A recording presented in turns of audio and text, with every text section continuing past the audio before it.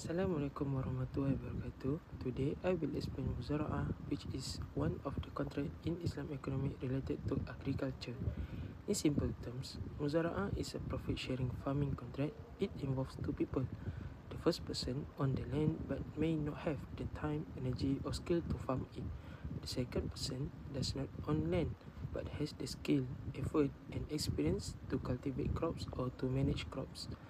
Instead of renting the land with a fixed payment, they agree to share the harvest. For example, the landowner may receive 40% of the crops and the farmer receives 60%.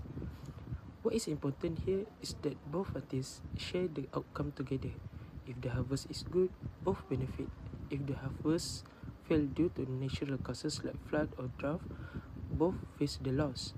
This shows that Muzara'Ah is not just a business contract but also a form of cooperation and justice which align with Islamic principles.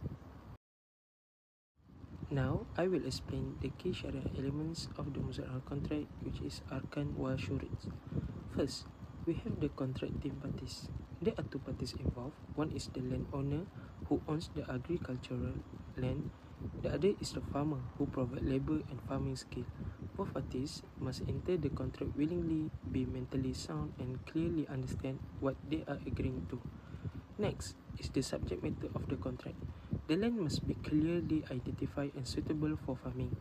The crops to be cultivated must be also halal, such as rice, vegetable or fruits. This ensures there is no confusion or uncertainty in the contract. Then we have offer and acceptance. Landowner makes an offer to allow the farmer to cultivate the land and both agree on how the harvest will be shared. The farmer accepts the offer clearly. This agreement can be made verbally or in writing as long as both parties understand it. Lastly, there are conditions for validity. The most important condition is that profit must be shared based on agreed ratio, not a fixed amount.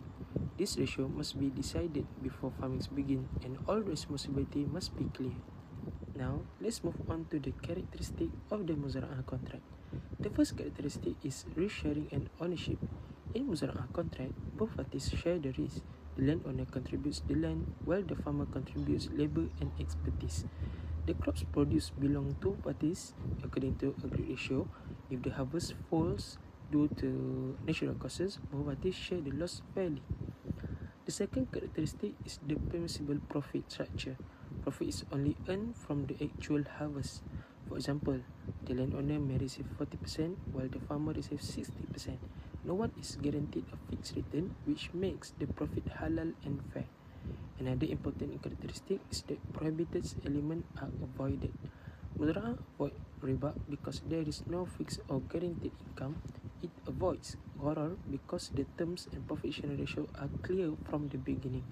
It also avoids maisir because this contract is based on productive work, not speculation or gambling. I will explain how Muzara'Ah contracts in real-world application or applied in the real world today. In the agriculture sector, Muzara'Ah is commonly used in paddy farming, vegetable farm and fruit orchards. Landowners who cannot manage farming allow experienced farmers to cultivate their land and both share the harvest. In Islamic cooperative or in Islamic banking, Muzara'Ah helps small farmers who do not own the land. Instead of paying high rent, they enter a profit sharing agreement which is fair and Sharia compliant. In daily life, especially in rural areas, many people practice Muzara'Ah without realizing it. They simply know it as sharing the harvest between the landowner and the farmer. This shows that Muzara'Ah is practical, relevant and still widely used today. After explaining the definition, the arkan, the elements of Muzara'Ah contract and still do not have the imagine how Muzara'Ah contracts works, so this is the practical scenario.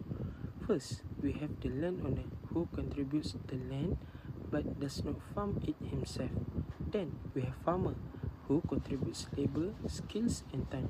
Both parties will enter a Muzara'Ah contract or profit sharing farming agreement which they agree on how the harvest will be shared. The farmer will carry out all farming activities such as planting, harvesting, watering, maintaining. Once the crops are produced, the output will be shared based on the agreed ratio, not a fixed amount. This shows that both parties share risk and reward together. Muzara'Ah is a Sharia-compliant agricultural contract that clearly reflects the value of Islamic economics. First, it encourages cooperation. Instead of working alone, the landowner and the farmer work together based on their strengths. One provides the land and the other provides labor and expertise. This cooperation helps ensure that land is not left idle and skills are fully utilized. Second, Muzara'Ah promotes justice and sharing. No party is guaranteed profit and no party bears all the loss alone. If the harvest is successful, both benefit. If it fails due to natural causes, both share the loss. This prevents exploitation, especially of farmers, which is common in fixed rent systems.